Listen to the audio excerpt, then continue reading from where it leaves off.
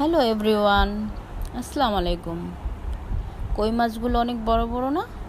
আসলে কই মাছ ভাজি খেতে আমার খুব পছন্দ। তো কই মাছ তো সবসময়ই খাই। তো আমি ভাবলাম যে কই মাছ না হয় আজকে একটু রান্নাই করি। তো কই মাছ হলুদ মরিচ দিয়ে আমি মিক্সড করে নিলাম। মিক্স করে নিয়ে হালকা ভাজি দিয়ে নিব। হালকা ভাজি দিয়ে নিয়ে দেন আমি তরকারিতে দিয়ে দেবো। তো ওইটা আমি ঢেকে দিলাম, যেহেতু তেল ছিটকে বাহিরে চলে যায়, নোংরা হয়, যার কারণে ঢেকে দিলাম। আর এদিক দিয়ে হচ্ছে আরেকটা চুলায় আমি পেঁয়াজ বসিয়ে দিলাম, যেহেতু আমি মশলাটা কষাবো। তো আমি নর্মালি সবসময় যেভাবে রান্না করি, সবার সাথে নাও মিলতে পারে।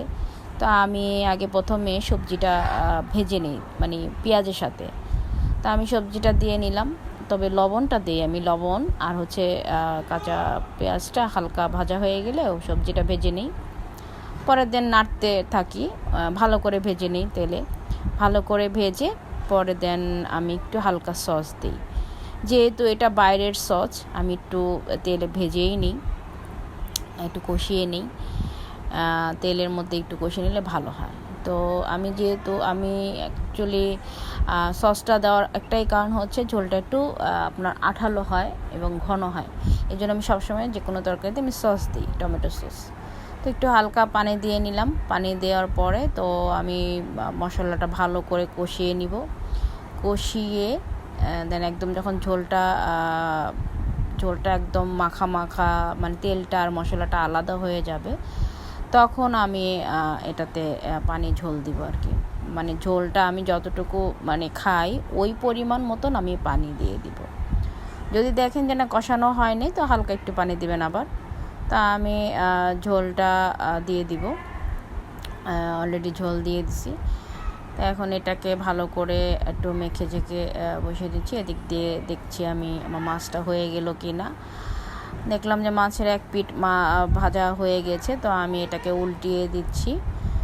তো সুন্দর করে উল্টিয়ে দিলাম যাতে না ভাঙে বা মাছটা না নষ্ট হয়।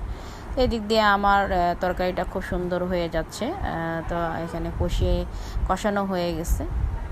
কষানো হয়ে যাওয়ার পরে তো দেন আমি ঝোলটা দিয়ে দিলাম। ঝোলটা পরিমাণ মতন দিতে হবে, যাতে পরবর্তীকালে পানিটা না দেওয়া হয়। তো আমি মাছটা যখন মানে পানিটা গরম হলো, তখন আমি মাছটা দিয়ে দিলাম, কই মাছটা দিয়ে দেন আমি ঢাকনাটা দিয়ে ঢেকে দিব।